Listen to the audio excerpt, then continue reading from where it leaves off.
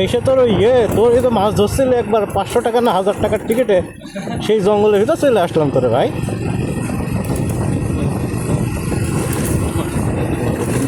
তারপরে সে বললে তো আমার হাতে ক্লাস আছে, সামনের চাকার ব্রেক আমার ধরা আছে, পিছনের চাকার ব্রেকও ধরা আছে। স্কিড করলে, ব্রেক মারলে গাড়ি আরও বেশি স্কিড করে। ক্লাস ধরে গাড়ি কাছ থেকে করে বের হয়ে যেতে দিতে হয়।